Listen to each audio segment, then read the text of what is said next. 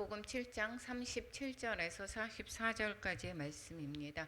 우리 합독하겠습니다.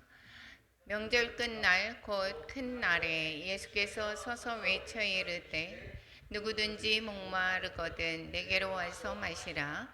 나를 믿는 자는 성경의 이름과 같이 그의 배에서 생수의 강이 흘러나오리라 하시니, 이는 그를 믿는 자들이 받을 성령을 가리켜 말씀하신 것이라.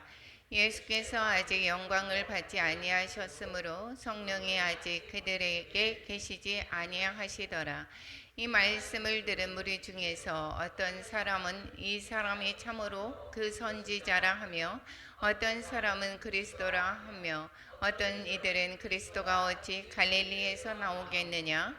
성경에 이르시기를 그리스도는 다윗의 씨로 또 다윗이 살던 마을 베들레헴에서 나오리라 하지 아니하였느냐 하며, 예수로 말미암아 무리 중에서 쟁론이 되니 그 중에는 그를 잡고자 하는 자들도 있으나 손을 대는 자가 없었더라. 아멘. 예. 오늘 본문의 말씀을 통해서 볼 때에 이제 예루살렘에서 초막절 때에 초막절의 그 즈음에 이제 성전에서 예수님께서 말씀하시는 초막절 설교에 관해서 오늘 본문을 담고 있습니다.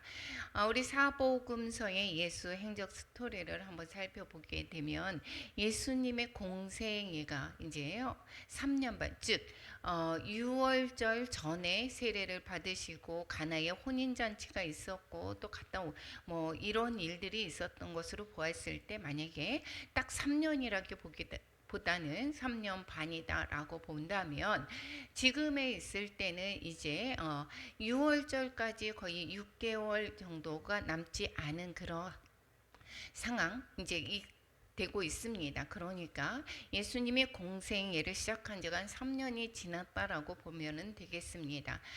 세 번째 6월절이 지난 초막절 이후에 우리가 살펴보고 있습니다. 초막절을 이제 먼저 갈릴리 사역을 했었죠.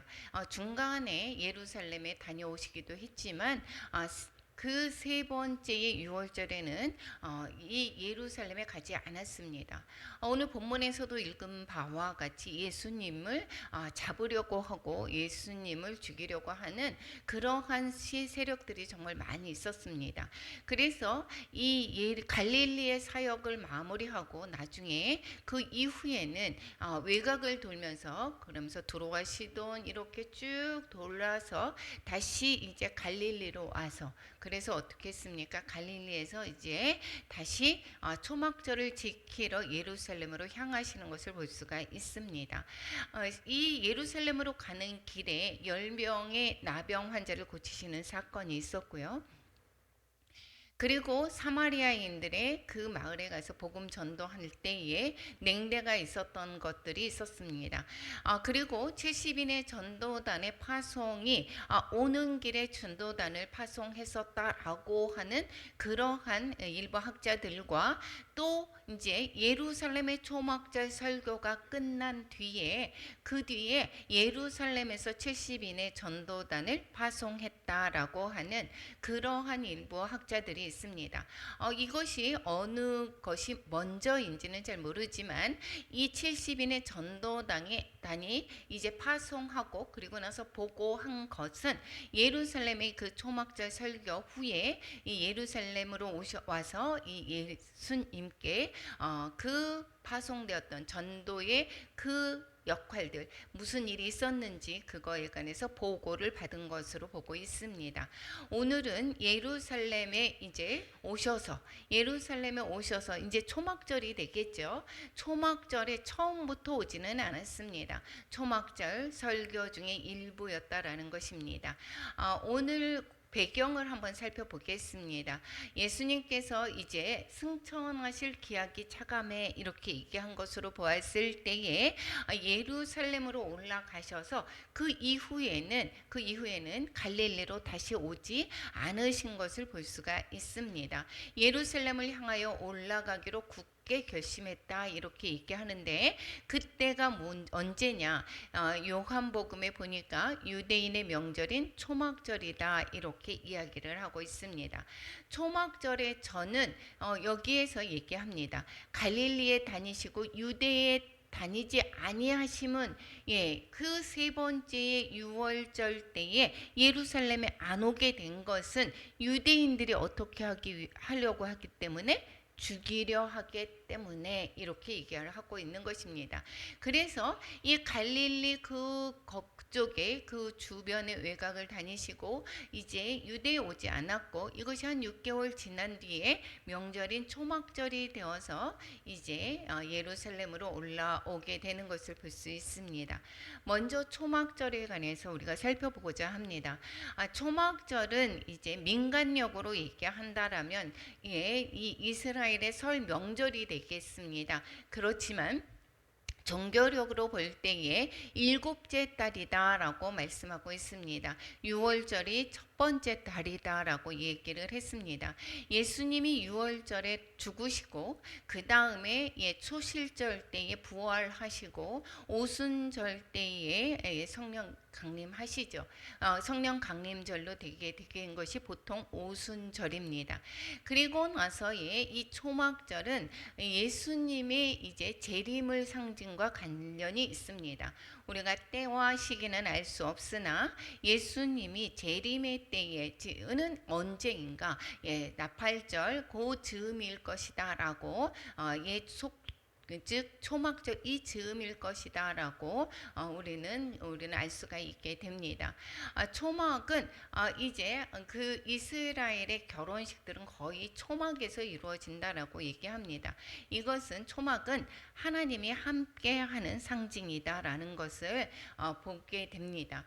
왜냐하면 이 초막은 우리가 광야 생활했을 때의 그때의 초막에서 지냈었던 것을 기억하며 여기에서 주님이 함께 하신다 너희와 함께 한다라고 했었던 그때를 기억하면서 이 초막절을 지키게 됩니다.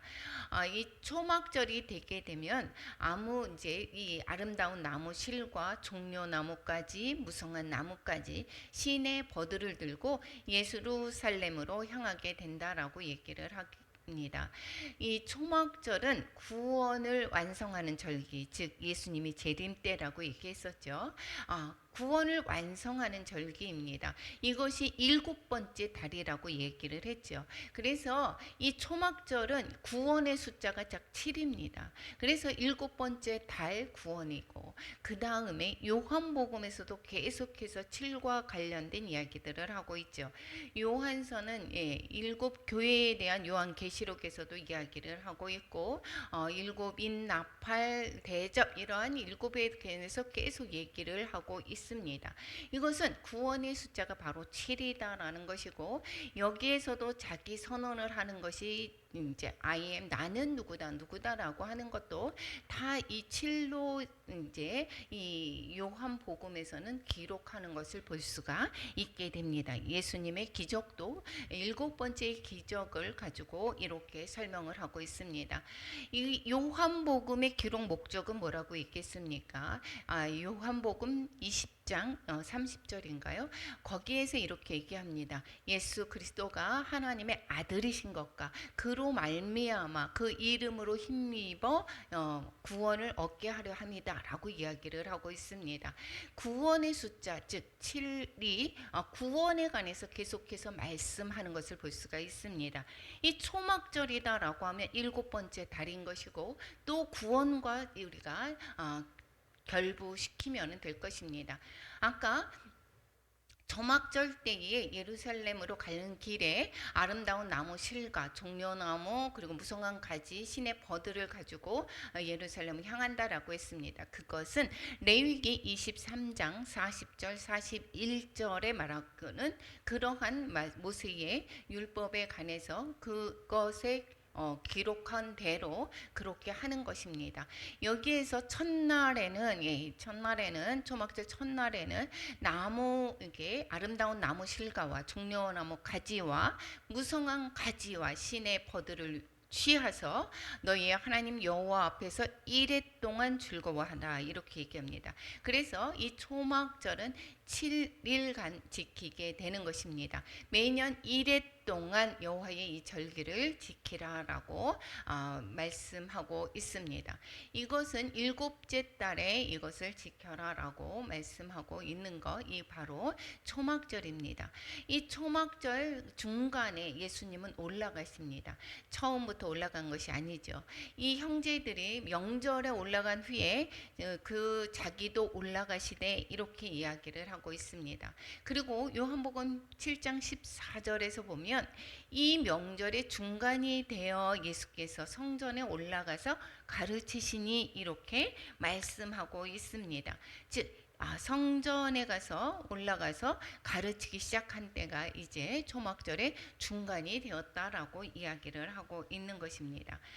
그럼에도 불구하고 계속해서 예수님의 가는 곳곳마다 이 바리새인들, 사두개인들, 종교 지도자들이 계속 주목하고 있습니다. 예수님을 잡고자 하고 잡아서 어떻게 하려고요? 죽이려고 하는 그 지도자들이 계속 예수님을 주시합니다. 예수님을 함정에 빠뜨리기로 이제 빠뜨려서 잡으려고 이제 모의하면서 예수님이 이제 성전에서 가르치기 시작할 때에 그때에 누구를 데리고 옵니까? 어떤 사람이 말하되 그들이 죽이고자 하는 그 사람이 아니냐 이렇게 계속해서 죽이려고 한다라는 것입니다. 대제사장들과 바리새인들이 그를 잡으려고 하는 이렇게 아랫사람을 보냈다 이렇게 이야기하기도 합니다. 이럴 때에 죽이려고 할 때에 누가 먼저 예루살렘에 왔을 때에 니고데모가 밤에 찾아왔었죠. 그 니고데모가 예수님을 보호하는 발언을 했다가 따돌림을 당하게 됩니다. 뭐라고 얘기합니까? 우리 율법은 사람의 말을 듣고 그 행한 것을 알기 전에 심판하느냐 니고데모가 말하고 있습니다. 그랬더니 많은 사람들이 어떻게 합니까? 지도자들이 그들이 너도 갈릴리에서 왔느냐 이렇게 얘기합니다. 그리고 찾아봐라 갈릴리에서 선지자가 나지 못한다라고 이야기하고 있습니다. 이것은 잘못 알고 있는 거죠. 선지자는 요나밖에 없었습니다. 갈릴리에서 선지자가 요나밖에 없었기 때문에 이 요나에 관해서 이제 되게 자긍심을 갖고 있죠. 그런데 요나도 갈릴리 출신일 뿐만 아니라 이사야서에서 여기에서 이 구원자가 나타나실 것을 이야기하고 있습니다. 그래서 여호와께서 스불론 땅과 납달리 땅이 멸시를 당하게 하셨더니 후에는 해변길과 요단 저쪽 이방의 갈릴리를 영화롭게 하셨느니라. 이사야가 이 예수님 메시아가 그 갈릴리에 오실 것을 갈릴리에서 나실 것을 라고 예언을 하고 있습니다. 물론 탄생은 베들레헴에서 하게 되죠. 베들레헴에서 탄생을 하게 되고 그리고 다시 나사렛 사람이라 일컬음을 받게 되는 것입니다. 초막절은 우리가 그 한 주간을 지키지만 거기에 하루를 더해서 이제 하루를 더해서 어떻게 되냐면 8일을 지키게 됩니다. 8일을 지키게 되는데 여기에서 마지막 날 여기에서 초막절은 한 주간 7일을 지내라고 했죠. 근데 거기에 마지막에 하루를 더해서 8일간을 지냅니다. 레위기 23장 36절 우리 같이 한번 읽어보겠습니다. 이래 동안에 너희는 여호와께 화제를 드릴 것이요 여덟째 날에는 또 너희는 성회로 모여서 여호와께 화제를 드릴지니 이는 거룩한 대회라. 너희는 어떤 노동도 하지 말지니라. 이 날을 큰 날이라고 얘기를 합니다. 명절의 최고조에 이르는 그러한 큰 날이다라고 이야기를 하고 있습니다. 근데 이 초막절은 물의 축제와도 맞물려 있습니다.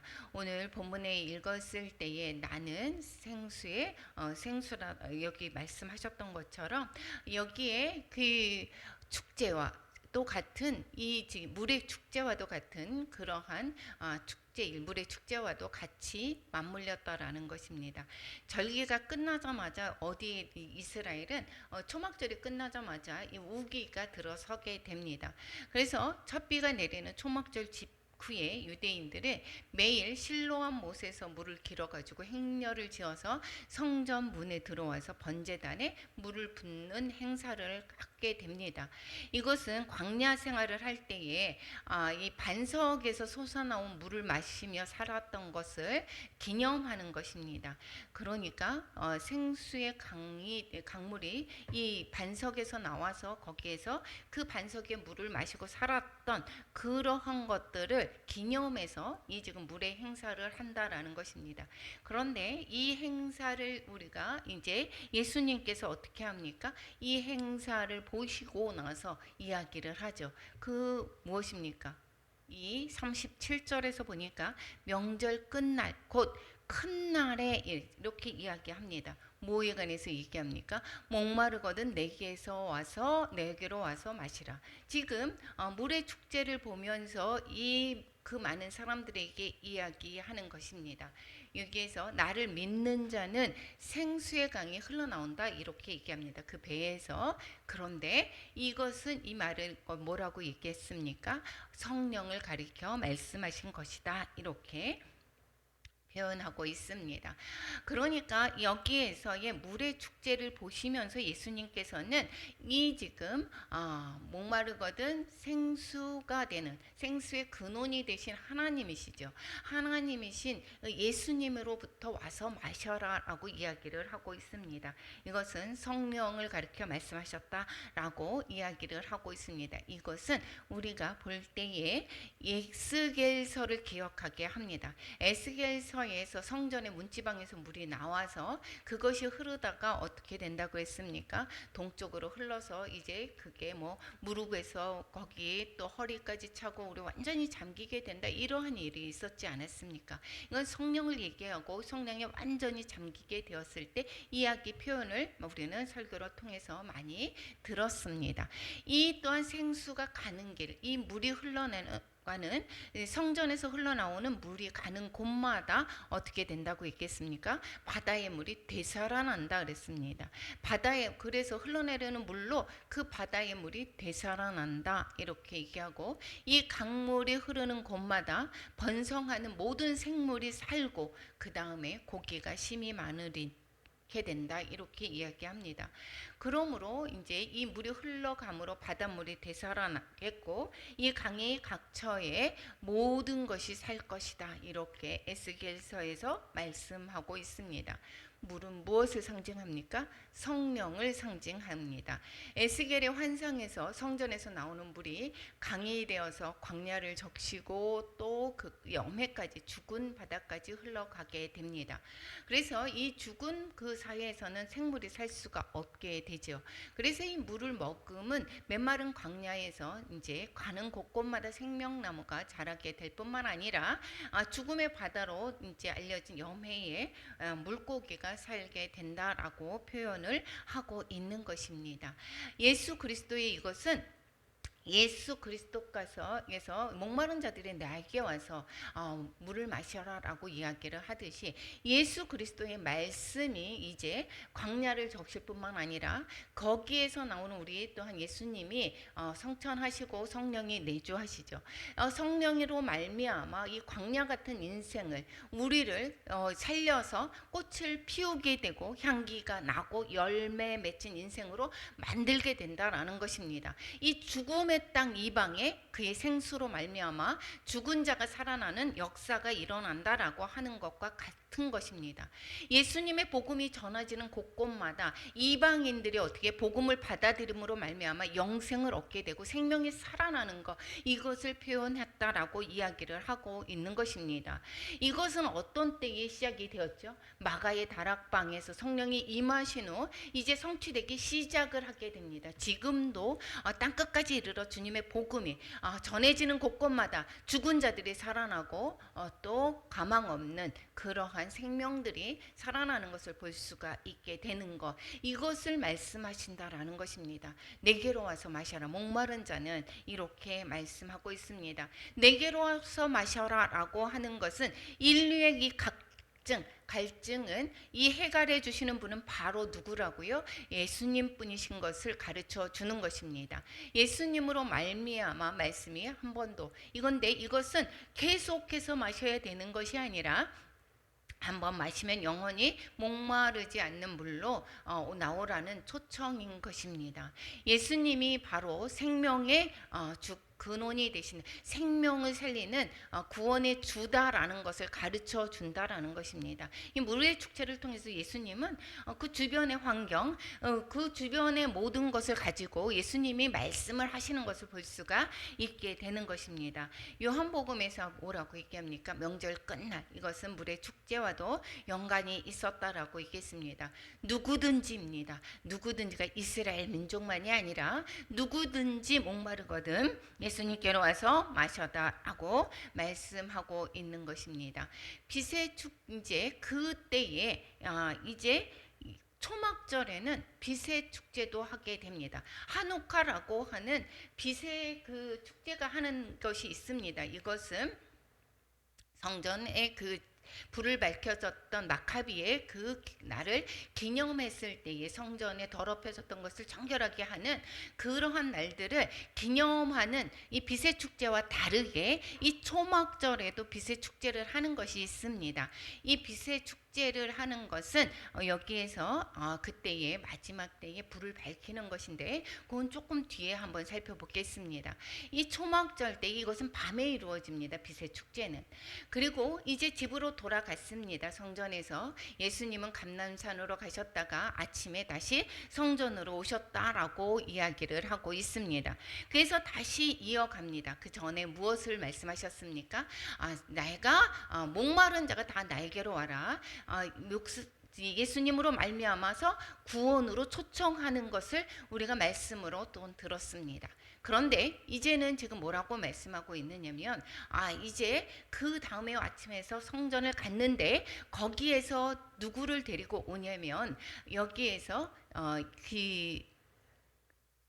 가늠한 여인을 데리고 옵니다. 가늠한 여인을 데리고 오기 전에 먼저 그 빛의 축제에 관해서 한번 살펴보겠습니다. 이 초막절 마지막 때에 물의 그 축제도 있었지만 이 마지막 때에 뭐가 있냐면 밤에 이 빛으로 밝히는 축제가 있습니다. 유대인 명절의 초막절에 그 마지막 날을 기념하는 행사로 밤에 이루어지는데 이거는 호산나 라바라고도 불리고 큰 구원의 날이라고 하는 의미가 있습니다. 이 구원의 날, 이 빛으로 나오는 것이 구원이죠. 그래서 이 빛으로 나오게 되면 빛은 어두움이 그냥 물러가게 됩니다. 이것은 성전 앞들 여인의 뜰이라고 부르는 곳에 이 높은 촛대가 세워집니다. 거기에 4개의 금촛대를 제사장의 낡은 의복으로 그것을 만드는 심지를 끼워서 등불을 밝힌다고 합니다. 그렇게 되면 사람들은 등불 아래서 피리에 맞춰서 춤추고 레위인들은 우리 시편에서 보게 되면 성전에 올라가는 노래가 있죠. 120편에서부터 134편에 그 노래를 부르면서 이스라엘의 뜰에서 여인의 뜰로 내려간다라고 이야기를 하고 있습니다. 이것이 빛의 축제를 나타내고 있습니다.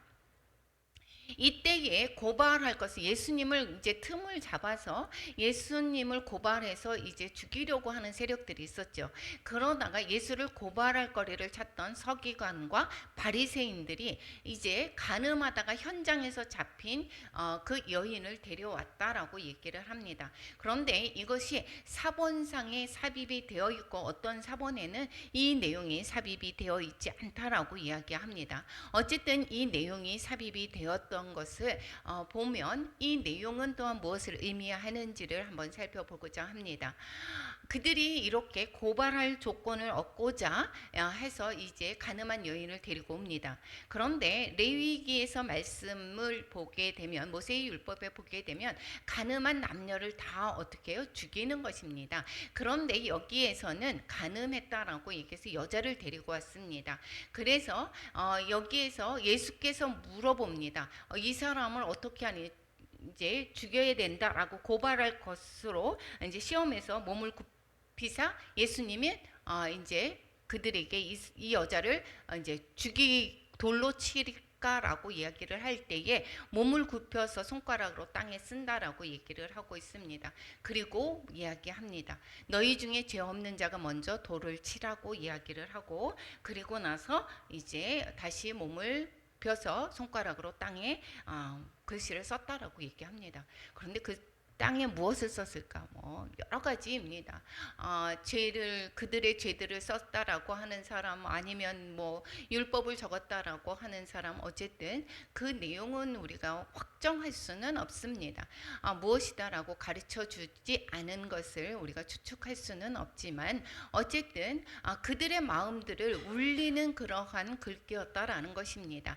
그래서 예수를 고발할 거리를 찾는 유대인들은 왜 여인을, 가늠한 여자를 돌로 치라고 하는 그러한 이 명령에, 모세의 율법에 따라서 예수님이 그 여인을 돌로 치라라고 하면 어떻게 될까요? 이거는 로마법의 위반이 되는 것입니다. 이 이스라엘에, 그래서 예수님을 우리는 죽일 권한이 없습니다라고 얘기했지 않았습니까? 종교 재판에서 그래서 바나바를 주세요. 이게 예수님을 로마에 고발하게 된 것이 왜 그렇습니까? 우리는 죽일 권한이 없다라고 얘기하는 것이죠. 그래서 이 돌로 쳐서 죽이게 되면 로마의 법에 위반이 되는 것입니다. 그런데 만약에 그냥 내버려 뒀다라고 한다면 하나님의 말씀에 따라서 순종하지 않는 모습인 거죠. 그렇기 때문에 이 사람들이 예수님을 고발할 거리를 찾아서 이 여인을 데리고 온 게 된 것입니다. 그랬을 때에 여기에서 지금 뭐라고 합니까? 너희들이, 죄 없는 자들이 너희를 어떻게 하라고 했습니까? 돌로 치라라고 했을 때에 그들이 하나둘 다 떠나갔다라고 얘기를 하고 있습니다. 그랬을 때에, 보할 때에 자신들의 죄를 깨닫게 되었었던 것도 있을 수도 있겠지만, 또 한 가지는 무엇입니까? 자신들이 돌을 쳐서 죽이게 되면 그들이 무엇이죠? 그들이 죄를 범하게 되는, 로마법을 위반하게 되는 것입니다. 그래서 하나둘 다 떠나가게 됐고, 이 여인도 또한 하나님의 말씀으로 말미암아 여기에 있을 때에 나를 정죄하지 않는다, 그리고 가라고 하면서 여기에 어떻게 해요? 주님으로 말미암아, 주님을 만났을 때에 죽을 생명이 살아가는 구원을 보여주고 있다라는 것입니다. 그 율법에 의해서라고 하면 여인은 돌로 쳐서 죽여야 됩니다. 우리가 율법으로 얘기한다면 우리는 모두가 죽을 인생인 것입니다. 그런데 예수님을 만남으로 말미암아 우리는 구원 얻은 삶을 살았던 것이고, 예수님의 구원을 아까 물의 축제했을 때도 이야기를 했죠. 목마른 자들이 다 내게로 와라. 예수 그리스도로 말미암아, 생수의 강물로 말미암아, 예수님으로 말미암아 그 죽은 생명이 살리듯이 이 여인의 죽을 생명이 살려지는 것을 가르쳐 주고 있습니다. 빛 대신 예수님에게 가면 모든 어두움, 죄가 떠나가는 것을 볼 수가 있게 됩니다. 그래서 또 뿐만 아니라 죄를 깨닫게 되는 그러한 놀라운 은혜가 구원의 시작이 되는 것입니다. 여기에서 여인은 다시는 죄를 범하지 말라라고 이야기를 예수님이 하면서 보내죠. 우리가 예수로 구원받은 삶은 다시는 죄 가운데 머물지 않는 삶인 것이고, 빛이 내 안에 들어오게 되면 빛에 대한 반응은 어둠과 가까이 하지 않는 삶이다라는 것입니다. 여기에서 이야기를 하는 것, 여인을 통해서 가르쳐 주는 것은 이 초막절의 구원의 완성이지 않습니까? 예수님께서 이 빛의 축제의 그 다음 날입니다. 빛의 축제 그 다음 날 빛 가운데에 나와서 그 어둠이 몰아가고 이 구원 얻는 그 생명을 예시로 또한 보여주고 있습니다. 여기에 요한 1서 4장 9절 우리 한번 같이 읽어보겠습니다. 하나님의 사랑이 우리에게 이렇게 나타나신 바 되었으니 하나님이 자기의 독생자를 세상에 보내심은로 말미암아 우리를 살리려 하심이라. 우리를 살리는 일입니다. 죽어가는 그러한 자들을 살리는 것이 주님이시다라는 것을 말씀하고 있습니다. 예수님은 초막절 마지막 날 이제 도성을 세상을 비추던 이 모든 불빛이 사라집니다. 걸어가는 순간에 이제 예수님이 또 초막절 설교를 하죠. 나는 세상의 빛이다라고 설명하고 있습니다. 요한복음 8장 12절 우리 같이 한번 읽어보겠습니다. 예수께서 또 말씀하여 이르시되 나는 세상의 빛이니 나를 따르는 자는 어둠에 다니지 아니하고 생명의 빛을 얻으리라. 이 여인의 그 가늠한 여인이 돌아간 뒤에 나는 세상의 빛이다라고 말씀하고 있습니다. 그래서 나를 따르는 자들은 어둠에 다니지 않는다. 세상의 빛을 또한 뭐라고 했습니까? 얻으리라라고 말씀하고 있습니다. 세상의 이런 화려함들은 우리 육신의 눈이 있으면 다 보게 되죠. 이게 빛의 축제가 있었습니다. 그 어둠을 밝혔던 것들은 이 세상의 그 빛은 우리가 육신의 눈만 있으면 다 보게 되었습니다. 그 어둠에서 밝혔던 그 화려함은 우리가 육신의 눈으로 말미암아 황홀하게 만들었지만 어떻게 됐습니까? 곧 꺼져버립니다. 오래 지속이 되지 않죠. 그런데 우리가 영의 눈이 만약에 닫혀 있다라고 하면 이 영적인 것이 영적인 눈이 있어야 이 영 안에 열려져야 많이 어떻게 됩니까? 영적인 세상을 바라볼 수 있지 않습니까? 영적인 그 아름다움을 살펴볼 수가 있는데 영의 눈이 멀게 되면 우리는 암흑 속에 살게 되는 것입니다. 감옥 속에 살다라는 것입니다.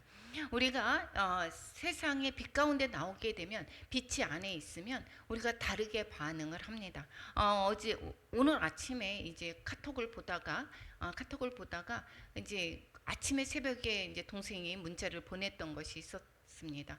근데 저는 뒤늦게 봤어가지고 잘 몰랐었는데 이제 도둑이 들어왔다라고 했는데 그 동안에 도둑이 계속 이제 거의 가게 문을 열어놓고 막 하니까 계속해서 뭐가 없어지는데 그것을 계속해서 조금씩 누가 가져갔는데 그날 새벽에 아침에 이제 그분을 잡은 것입니다. 트럭을 갖다가 놓고 그리고 나서 이제 막 투닥거리는 게 이제 가지고 갔다라는 것입니다.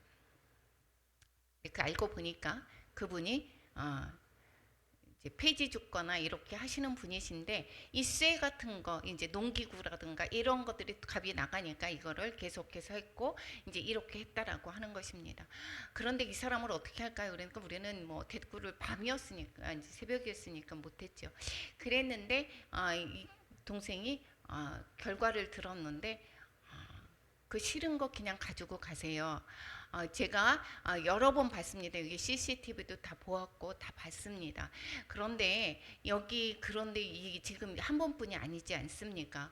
몇 번에 걸쳐서 가져가신 거 다 알고 있습니다라고 했고 그리고 실어놓은 거 거기에 가져가세요. 그리고 쌀도 한 푸대를 줘가지고 그러고서 실어줬다라고 이렇게 하면서 가져가세요. 근데 다시는 오지 마세요라고 얘기를 했다고 합니다. 근데 그분이 너무도 죄송하다고 하면서 그 쌀도 다 내려놓고 다시 자기가 실어놓은 거 다 내려놓고 그리고 순살같이 도망을 갔다라고 얘기합니다. 우리가 어떻게 합니까? 빛을 만난 사람은 반응이 달라지게 되는 것입니다. 이 세상의 빛을 얻은 자는 어떻게 됩니까? 우리 안에 우리가 생명이 주님이 빛입니다. 우리가 생명을 얻는 자들은 내 안에 주님이 계신 것입니다. 그래서 주님의 생명이 우리 안에 있게 돼서 우리는 주님의 빛을 바라는 빛을 전하는 그러한 삶을 통해서 세상의 빛으로 이렇게 나가게 되고 많은 사람들이 우리를 통해서 주님을 보게 되는 것입니다. 그래서 우리가 빛 가운데 우리가 예수님을 믿는다라고 하면서도 전혀 그 안에 빛에 대한 그러한 삶을 살지 않는다라고 하면 다시 자신을 돌아보아야 될 것입니다. 우리가 나는 빛에 거하고 있어 라고 우리는 세상의 빛이야 라고 할 수 있는가? 예수님은 나는 세상의 빛이다 라고 말씀했고 그 생명의 빛을 얻은 자 예수님께 가까이 간 자는 우리는 또한 내 안에 주님이 계심으로 말미암아 생명의 빛이 내 안에 계시는 것입니다. 그래서 우리를 통해서 또한 세상을 밝히는 것이 이것이 바로 복음의 삶이다라는 것입니다. 우리가 빛 가운데 거하려면 다른 것이 없습니다. 다른 것으로 어떠한 것으로도 구원을 얻을 수가 없습니다. 주님을 따르는 사람이라야 되는 것입니다. 세상에서의 반응은 뭐라고 할까요? 어떻게 할까요? 그 사람을 고발할 수도 있겠죠. 그렇게 되면은 어떻게 됩니까? 물론 그 사람의 이러한 그것으로 인해서 어려움을 당하게 되겠죠. 그렇다고 해서 이건 뭐 누가 뭐라고 할 것이 아무것도 아닙니다. 그런데 예전의 동생의 반응과 지금의 반응이 달라진 거, 이것은 바로 주님을 믿는 그러한 믿음으로 말미암아 사람이 바뀌게 되는 것이다라는 것입니다. 그래서 주님을 따르는 사람이라야 빛 가운데 거하는 것이고, 그 빛 가운데 거하는 자들은 이 빛 가운데로 우리는 걸어가고, 빛 가운데로 걸어간다라고 하는 것은 하나님의 인도를 받는 삶인 것이고, 그리고 우리는 또 다른 누군가에게 그 빛을 전해주는 그러한 삶을 사는 것이 바로 주님을 만나는 그러한 삶이라는 것입니다. 우리가 로마서에서도 말씀하고 있습니다. 어떻게 하라고요? 원수를 그 머리에 숯불을 올려놓으라고, 부끄럽게 하라라고 말씀하고 있습니다. 우리가 내가 예수님을 믿는다라고 입으로만 하는 것이 아니라 우리의 행실로 말미암아 많은 사람들을 주께로 인도하는 세상의 빛을, 예수님의 세상의 빛이다라고 말씀하셨고, 그 세상의 빛이 내 가운데 있어서 많은 사람들에게 세상 가운데 빛을 발하는 우리 모두가 되시기를 축원합니다. 우리 기도하고 마무리